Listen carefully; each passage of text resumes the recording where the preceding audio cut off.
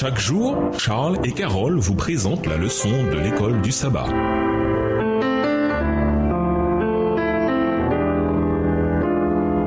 Bienvenue dans votre émission. Dieu nous parle. Nous voilà à la leçon de mercredi. Tenir ferme sur un ancien champ de bataille. Lisons Éphésiens 6 et versets 10 à 20 dans la version second 21 en relevant toutes les fois où Paul emploie le verbe tenir ferme sous une forme ou une autre. Pourquoi cette idée est-elle aussi importante pour lui? Éphésiens 6 et versets 10 à 20. Au reste, fortifiez-vous dans le Seigneur et par sa force toute puissante. Revêtez-vous de toutes les armes de Dieu, afin de pouvoir tenir ferme contre les ruses du diable. Car nous n'avons pas à lutter contre la chair et le sang, mais contre les dominations, contre les autorités, contre les princes de ce monde de ténèbres, contre les esprits méchants dans les lieux célestes. C'est pourquoi prenez toutes les armes de Dieu, afin de pouvoir résister dans le mauvais jour et tenir ferme après avoir tout surmonté. Tenez donc ferme, ayez à vos reins la vérité pour ceinture, revêtez la cuirasse de la justice, mettez pour chaussure à vos pieds le zèle que donne l'évangile de paix. Verset 16. Prenez par-dessus tout cela le bouclier de la foi,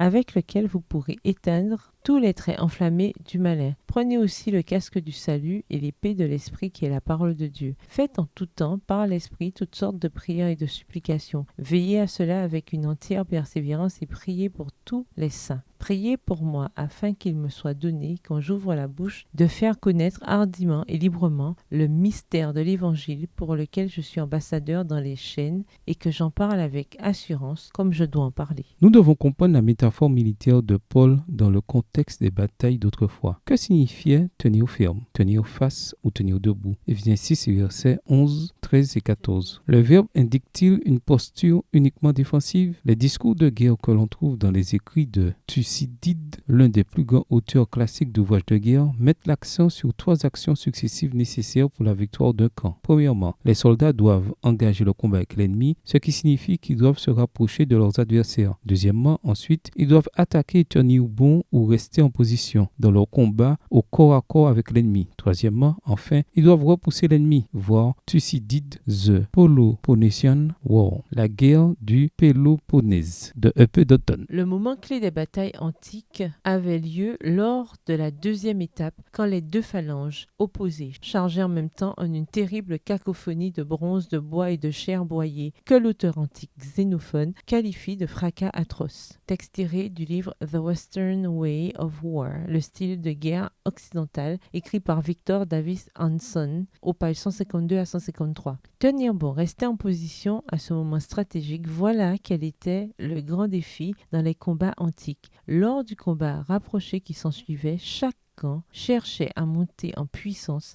pour l'offensive. L'appel aux armes de Paul reflète le combat dans lequel les soldats étaient agglutinés, donnant et recevant des centaines de coups à bout portant. Page 152 du livre The Western Way of War. Cette idée est confirmée par la description que fait Paul de la bataille que l'Église mène contre ses adversaires, comme s'il s'agissait de combats de catch. Éphésiens 6, verset 12. Et par son utilisation d'une forme intensive du verbe tenir au verset 13, tenir ferme après avoir tout surmonté, version second 21. Cela n'a rien à voir avec une position détendue. Tenir, c'est être engagé résolument dans la bataille en utilisant chaque arme en combat rapproché. On comprend cela d'après les images militaires dans la précédente exhortation de Paul. Tenez ferme dans un même esprit, combattant d'une même âme pour la foi de la bonne nouvelle. Philippiens 1, le verset 27. Lisons Hébreux 12, verset 4. En quoi ce verset permet-il de résumer ce que signifie tenir ferme dans le Seigneur? Quelle est par ailleurs la nature collective de cette posture? Hébreux 12, verset 4. Vous n'avez pas encore résisté jusqu'au sang en luttant contre le péché. Au revoir. Et à demain si Dieu veut. Dieu nous parle. Chaque jour, Charles et Carole vous présentent la leçon de l'école du sabbat.